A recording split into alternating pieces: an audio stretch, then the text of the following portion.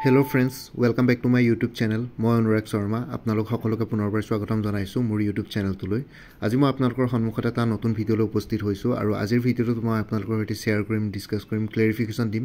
যে হেকটিয়াকে Assam public service commission Asom লোক সেৱা আয়োগ APSC ৰ কম্বাইন্ড কম্পিটিটিভ এক্সামিনেশন 2022 যি সকল ক্যান্ডিডেটস সাকসেসফুলি ক্লিয়াৰ কৰিছিলে টোটাল 913টা পোষ্টৰ এগেইনষ্ট 913 জন সাকসেসফুল ক্যান্ডিডেটস আছিল ACS APS Assam civil service Assam police service আৰু অন্যান্য এলাইড সাৰ্ভিসেস সমূহৰ তো তাৰে এটা পৰখি দিনাখন এপইন্টমেন্ট লেটাৰ ডিস্ট্ৰিবিউট কৰা হ'ল তাৰে কিন্তু মাত্ৰ 840 জন ক্যান্ডিডেটসকে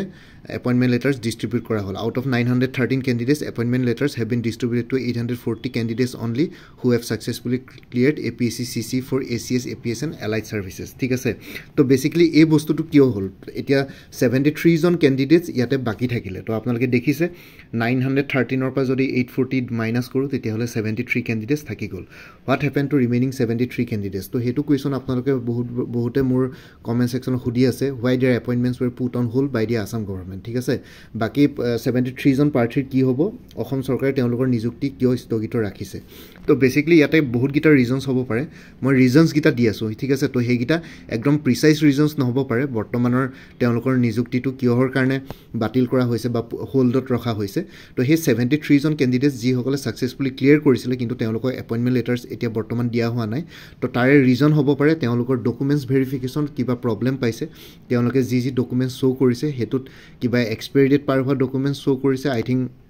বা কিবা তেনেকুৱা হ'ব পাৰে এটা কাষ্ট সাৰ্টিফিকেটৰ ডিজিটেল কাষ্ট সাৰ্টিফিকেট বা তেনেকুৱা আগৰ কাষ্ট সাৰ্টিফিকেটৰ কথা আছে ডিজিটেল কাষ্ট সাৰ্টিফিকেট লাগিব বুলি কৈছিল তো তেনেকুৱা কিবা থাকিব পাৰে এইবোৰ মই কন্ডিশনস দিছো এইবোৰ হসা নহব পাৰে ঠিক আছে বহুতৰ কাষ্ট সাৰ্টিফিকেটত ধৰক কাষ্টত পালে মানে ৰিজাৰ্ভেশনত পালে কিন্তু তেওঁলোকৰ কাষ্ট সাৰ্টিফিকেট শো কৰিব পৰা নাই বা কাষ্ট সাৰ্টিফিকেট প্ৰডিউস কৰিব পৰা নাছিল ডকুমেন্টস ভেৰিফিকেশনত তো তেনেকুৱা ধৰণৰ কথা হেবোৰৰ কাৰণে হোল্ড হৈছে আৰু কিছুমানৰ ধৰক পুলিচ ভেৰিফিকেশনত কিবা প্ৰবলেম পাইছে কাৰোবাৰ যদি কিবা কেছ চলি আছে থানাত যদি কিবা কেছ ফাইল হৈ আছে হেতু যদি কেছ যদি ডিসমিস হোৱা নাই বা কোনবা উঠাই লোৱা নাই তেতিয়াও হোল্ডত আহে আগতে তেনেকুৱা পাৰ্টি বহুত আছে APSC যাৰ পুলিচ কেছ চলি আছে কেছটো সেটেল নহওতে তেওঁলোকে ক্লিয়াৰ কৰিলে কিন্তু তথাপিতো হেতু কাৰণে এপইন্টমেন্ট হোল্ডত ৰখা হয় তেনেকুৱা হল মানে পুলিচ ভেৰিফিকেশনৰ ক্ষেত্ৰত কিছুমানৰ PWD পাৰ্সনস উইথ বেঞ্চমাৰ্ক ডিসেবিলিটি বা যোনখিনি ফিজিক্যালি হ্যান্ডিক্যাপ ক্যান্ডিডেটস আছে তেওঁলোকৰ maybe physically handicap certificate fake হ'ব পাৰে কিছুমানৰ তো তেনেকুৱা ধৰণৰ কথা হেবোৰৰ ক্ষেত্ৰত হোল্ডত ৰাখা হৈছে 73 জন ক্যান্ডিডেটস আৰু এই 73 জন ক্যান্ডিডেটস এইবাৰ পোষ্টত এড হোৱা নাই তেওঁলোকৰ এপইন্টমেন্ট হোল্ডত আছে তো বেসিক্যালি তেওঁলোকে যদি এটা টাইম পিৰিয়ড দি দিছে তো হে টাইম পিৰিয়ডৰ ভিতৰত যদি তেওঁলোকে যদি তেনেকুৱা ধৰণৰ কিবা যোনখিনি বস্তু তেওঁলোকৰ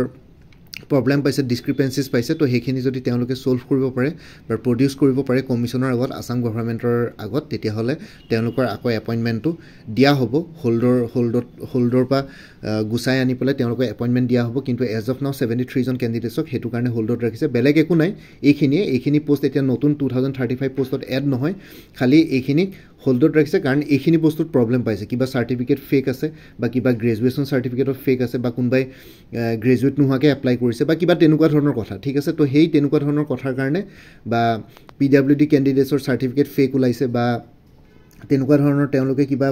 ডকুমেন্টস প্ৰডিউস কৰিব পৰা নাই ডকুমেন্ট ভেৰিফিকেশন পুলিচ ভেৰিফিকেশনৰ কিবা প্ৰবলেম পাইছে মেডিকেল ৰিপৰ্টৰ কিবা প্ৰবলেম পাইছে তো হেই তেনেকুৱা ধৰণৰ কিছুমান কন্ডিশনছৰ কাৰণে এইখিনি বস্তু হোল্ডত আছে তো বেসিক্যালি তেওঁলোকে যদি হেখিনি প্ৰপাৰলি গুটেখিনি বস্তু সেটেল কৰিব পাৰে তেতিয়ালে এপইন্টমেন্ট হ'ব আৰু যি সকলে সেটেল কৰিব নোৱাৰে তেওঁলোকৰ এপইন্টমেন্ট নহয় আৰু মেবি আৰু এটা ৰিজন থাকিব পাৰে এটা আজিকালি বহুত এক্সামত আপোনালোকে দেখিছে বেংকৰ সিভিল স্কোৰটো চাই তো ইয়াতো মেবি সিভিল স্কোৰ মেটাৰ কৰিব পাৰে মিনিমাম 650 থাকিব লাগে according to central government rules civil score তো কাৰোবাৰ যদি লোন কিবা চলি আছে তাতে যদি লোন ৰিপেমেন্ট কৰা নাই লোনটো যদি নন পাৰফৰ্মিং এছেটছত গুছি গৈছে এনপিএত গুছি গৈছে তেতিয়ালে তেওঁলোকৰ সিভিল স্কোৰত এফেক্ট কৰিব আৰু সিভিল স্কোৰ এফেক্ট কৰিলে বহুত বিলাক এক্সামত এপিয়াৰ হ'ব নোৱাৰে লাইক বেংকিং সেক্টৰটো নিদিয়ে আৰু সেন্ট্ৰেল গভৰ্ণমেন্টৰ বহুতখিনি চাকৰিত সিভিল স্কোৰ বেয়া হলে মানে নোৱাৰে তো মিনিমাম 650 মেইনটেইন কৰিব লাগে তো তেনেকুৱা ধৰণৰ কথাৰ কাৰণে মেবি হোল্ডত থাকিব পাৰে এইবোৰ মই জাস্ট কন্ডিশনস দিছো হেখিনি নহব পাৰে কোনবাই যদি কিবা জানে ইয়াৰ বিষয়ত বা কোনবা যদি মোৰ চেনেলত জড়িত হৈ আছে এই 73 জন ক্যান্ডিডেটছৰ ভিতৰত তো আপোনালোকে জনক কমেন্ট সেকশনত যে কিহৰ কাৰণে হোল্ডত ৰাখিছে তো বাকি এইখিনি জনাবৰ কাৰণে ভিডিওটো বনালো এইখিনি ক্লেৰিফিকেশন দিলো আপোনালোকৰ আগত বাকি এবাৰ যেহেতু APSC ৰ প্ৰিলিমিনাৰী এক্সামিনেশ্যন 2023 কাৰণে 17 মাৰ্চ 2024 টু ফিক্স কৰা হ'ল তাৰ কাৰণে এটা ফুল কোৰ্স এভেইলেবল আছে APSC CC preliminary 2023 full course as per new pattern of APSC CC statement based questions আৰু ডাইৰেক্ট কোৱেশ্চনছ তো হে কোৰ্সটোত গুটেখিনি সলভ আছে এনসাৰ্স আছে এক্সপ্লেনেশ্যন আছে তো আপোনালোকে গুটেখিনি পাই যাব 3000 প্লাস MCQs আছে Indian history society art and কালচাৰৰ ওপৰত 3000 প্লাস MCQs আছে ইণ্ডিয়ান পলিটিৰ ওপৰত 3000 প্লাস MCQs আছে জিওগ্ৰাফি ইকোলজি আৰু এনভাইৰনমেন্টৰ ওপৰত 1000 প্লাস MCQs আছে ইন্টাৰনেশ্যনেল নেশ্যনেল আৰু আসাম কাৰেণ্ট এফেয়াৰ্ছৰ ওপৰত 3000 প্লাস MCQs আছে Assam history society art and কালচাৰৰ ওপৰত 50 প্লাস MCQs আছে নৰ্থ ইষ্টাৰ্ণ ষ্টেটছৰ ওপৰত 150 সলভ কুৱেশ্যনছ আছে মেথছ ৰিজনিং আৰু এপ্টিটিউডৰ ওপৰত 320 MCQs আছে জেনাৰেল সায়েন্সৰ ওপৰত 3000 প্লাস MCQs আছে ইণ্ডিয়ান ইকোনমি আৰু ইকোনমিক্সৰ ওপৰত 15 সলভ MCQs আছে ইংলিছ কম্প্ৰিহেনশ্যনৰ ওপৰত 275 MCQs আছে কম্পিউটাৰ নলেজৰ ওপৰত তো ইয়াতে যোনখিনি 15 সলভ MCQs আছে ইংলিছ কম্প্ৰিহেনশ্যনৰ ওপৰত তাতে 15টা কুৱেশ্যন আছে কিন্তু তাৰ ভিতৰতো সাব কুৱেশ্যনছ আছে তো টোটাল 40টা মান কুৱেশ্যনছ কভাৰ হৈছে আৰু লগতে 150 solve questions on maths reasoning আৰু এপ্টিটিউড জেনাৰেল ষ্টাডিজ পেপাৰ 2 CSETৰ কাৰণে আৰু লগতে ইংলিছ কম্প্ৰিহেনশ্যন কিনি CSET পেপাৰখনৰ কাৰণে বা জেনাৰেল ষ্টাডিজ 2 পেপাৰখনৰ কাৰণে ইম্পৰ্টেণ্ট হ'ব তো এই গুটেখিনি টোটাল 17000 প্লাস সলভ MCQs আছে PDF ফৰ্মেটত প্ৰাইস টু 450 কালেক্টেড কৰা হৈছে ভেৰিয়াছ জেনুইন সোৰ্সেছৰ পৰা including materials prepared by various coaching institutes and handwritten notes of mind interested candidates সকলে 9706557851 এই WhatsApp নাম্বাৰটোত মোক মেছেজ কৰি জনাওক যে APSC প্ৰিলিমিনাৰী কোৰ্সটো ল'ব বিচাৰো বুলি তো গুটেই কোৰ্সটোৰ আপোনালোকৰ পেমেন্টৰ লিংক WhatsAppত শেয়াৰ কৰিম পেমেন্ট কৰাৰ লগে লগে আপোনালোকে WhatsAppতে গুটেই মেটেৰিয়েলছখিনি PDF ফৰ্মেটত পাই যাব আৰু যেহেতু MCQ ফৰ্মেটত আছে তো আপোনালোকে পেজ যিমানে নহওক সোনকালে কমপ্লিট কৰিব পাৰিব 17000 MCQs কভাৰ কৰোঁতে বহুত বেছি টাইম নালাগে আপোনালোকে যদি ডেইলি বেসিছত 6 আৱাৰ্ছ টু 7 আৱাৰ্ছ দিয়ে গুটেখিনি subjects wise syllabus wise chronological order chapter wise গুটেখিনি MCQs বুক আৰু লগতে অন্যান্য সিভিল সাৰ্ভিসেছ পৰীক্ষাৰ প্ৰস্পেক্টিভৰ ফলৰ ইম্পৰ্টেণ্ট কিতাপসমূহৰ পৰা লোৱা হৈছে গুটেখিনি কুৱেশ্যনছ তো আপোনালোকে যদি ইণ্টাৰেষ্টেড আছে মোৰ এই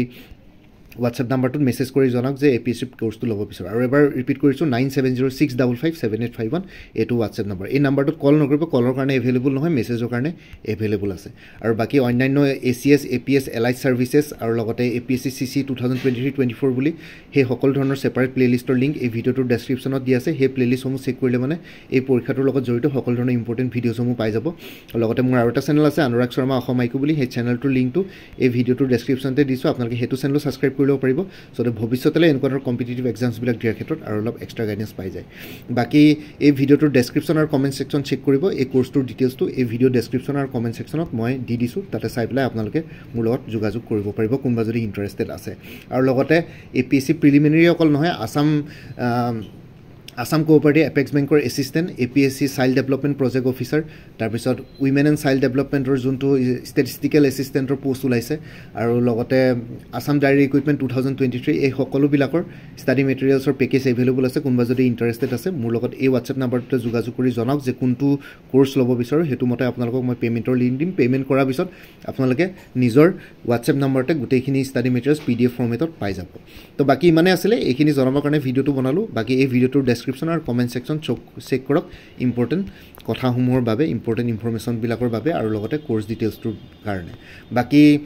মোৰ ভিডিঅ'ছবোৰ চাই যদি ভাল পায় মোৰ চেনেলটো সাবস্ক্ৰাইব কৰি ল'ব আৰু লগতে আপোনালোকৰ যিমানখিনি ফেমিলি ফ্ৰেণ্ডছ ৰিলেটিভছ আৰু চিনাকি এক্সপিৰিয়েন্স আছে তেওঁলোকৰ লগত মোৰ চেনেলটো শ্বেয়াৰ কৰিব লগতে কমেন্ট সেকশনত জনাব কিবা যদি কুৱেশ্যন থাকে ডাউট থাকে মই নিশ্চয় আপোনালোকৰ কুৱেশ্যনছ আৰু ডাউটছ বিলাকৰ ৰিপ্লাই দিবলৈ চেষ্টা কৰিম বাকি আজিৰ ভিডিওটো ইমানতে সমাপ্ত কৰি আপোনালোক সকলোৰ পৰা বিদায় ললো কাইলৈ পুনৰ এটা নতুন ভিডিঅ' লৈ আপোনালোকৰ সন্মুখত উপস্থিত হ'ম তেতিয়ালৈকে ভালকৈ প্ৰিপাৰেচন কৰি থাকক সকলোৱে অল দি বেষ্ট থাকিলে bye and take care friends Bharat Mata কি জয় জয় আই অসম